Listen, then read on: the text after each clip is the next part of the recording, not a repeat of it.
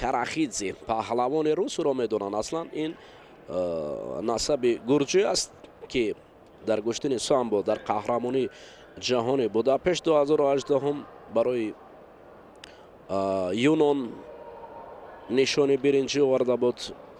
ҳамчунин дар бозиҳои аврупои соли 2019 барои юнон ин паҳлавони пироҳани кабудпӯшида нишони нуқра оварда буд аз Минск. қаблан гӯштини самбо мегирифт. Шахбоз САИДАБУРУРОВ паҳлавони пироҳани сафедпӯшидаи тоҷик. акнун пироҳани сафед ҳамонро иваз накардааст, пироҳанро гӯштин мегирад. бубинед, инҷо набарди паҳлавонон дар вазни то 60 кило дидори дуюм оғоз мешавад. як ҳуҷум аз ҷониби КАРАКИЗИДИ Савва. ин ягон чи нест. ин фақат шитоби бемақсад аст аз ҷониби Савва КАРАКИЗИДИ. чӣ ишора мекунад? бояд барои Савва шидои аввал нишон диҳанд. барои вайрон кардани қоидаҳои гӯштини ҷудо довари марказ ҳамоно хомӯш аст ва мунтазир аст ки ҳамкасбони ӯ аз боло чӣ ишора мекунанд. КАРАКИЗИДИ Савва чӣ давре ки боло қайд кардем дар гӯштини самбо дастовардҳои баланд дорад барои юнон ҳам дар бозиҳои осиёи аврупои ҳам дар қаҳрамонии ҷаҳони гӯштини самбо ва САИДАБУРУРОВ Шахбоз паҳлавони умедбахши тоҷикист ки дар вазни то 60 кило аз Гранд Слэми Ташкент дурахшаш аз ҳамонҷо оғоз шуда буд. шидои аввалро барои паҳлавони юнони ғайри қоида доштанд ва ҳамин тариқ аз таҷриба аз оғоз кардани кори нодуруст ин паҳлавони юнонӣ аст. акнун Шаҳбоз САИДАБУРУРОВ бо умеди сари китф ва имтиёз пайдо кардан пеш меравад. бубинед, Саввае ки дар дасти САИДАБУРУР Шахбозов оҷил мондааст. навози шояд аз ҳолати неваза бархесанд, аз ҳолати заминкор кардан ва дубора рақобат аз росту шояд таҷрибаза мегӯянд аз ин ҷо шурӯъ шавад. хоб аҷмаи довари марказ дубора онҳоро ба ҳам меорад ва дасту чанголи Шахбоз ба мисли бабрест ки бабри тоҷик ки аз ин ҷо чанг мезанад ва барои сари китф кардан ҳаракатҳо дорад. бубинед, рақиб ҳам аз ин ҷо ҳаракатҳои бардуруғро ба кор мебарад ин Савва КАРАКИЗИДИ ва мехоҳад ки бо ин ҳаракатҳои бардуруғ ё усулҳои бардуруғи худ имтиёз пайдо кунам. аммо дар муқобили бабри тоҷик чунин усулҳои бардуруғ ба кор намеравад. САИДАБУРУР ором аст.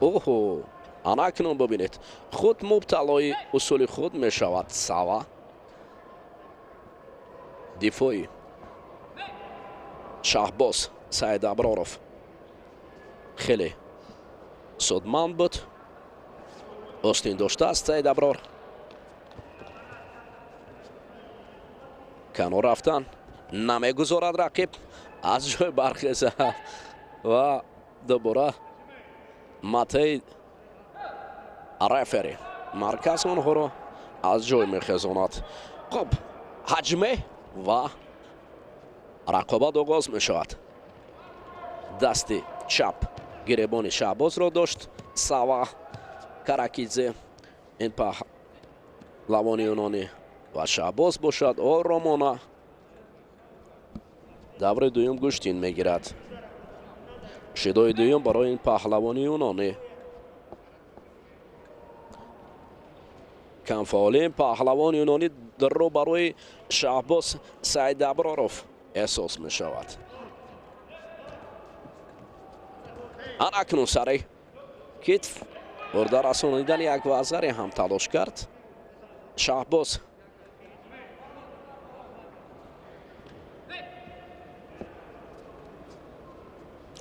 дирӯз ин паҳлавони тоҷик Шахбоз САИДАБУРУРОВ рӯзи мавлудашро қайд мегирифт. имрӯз бошад дар майдон нерӯсанҷӣ мекунад. شاید در این عرفه جشن بین المللی نوروز کار شهباز ثمر آورد.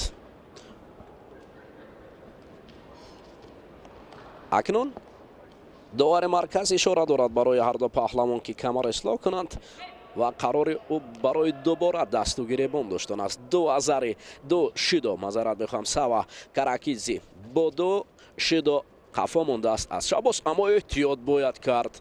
دیدید همین حالت میتواند که مشکل. اوه یک وزاره نه نیست در اینجا. سوا شهباز چی شد؟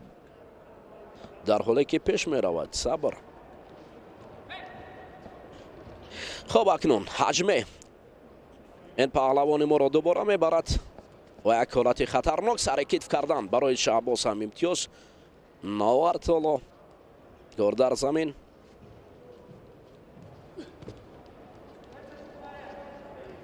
بردر رساندن به این سمت دیگر. شهباز آرامانه سمت دیگر را پیش گرفته است. یک افتش بسیار هم خطرناک بود برای شهباز. سعیدابروروف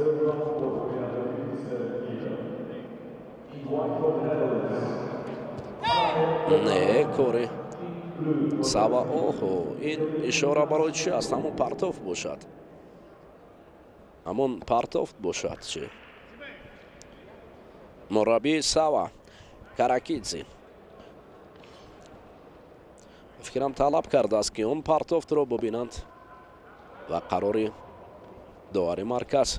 من باوری دارم که پرتوفت هم وزری نیست و ادامه است. شاید چی دارم برای شهباز نشان دادن از قدر خطر ندارد در حالت شیدو نشان دادن، اما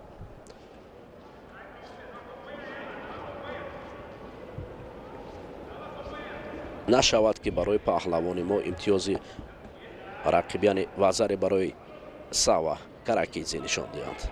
امتیاز.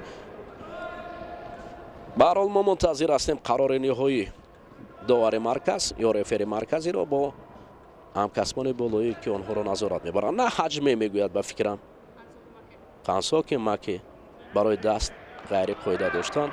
صد افسوس که پهلوان ما را برآورده است و در زمین نشان میدهد که شکل یا روش نادرست بود. حالا داور قرار نهایی هم نبرآورده است. به فکرم باز پشیمان است از قراریش.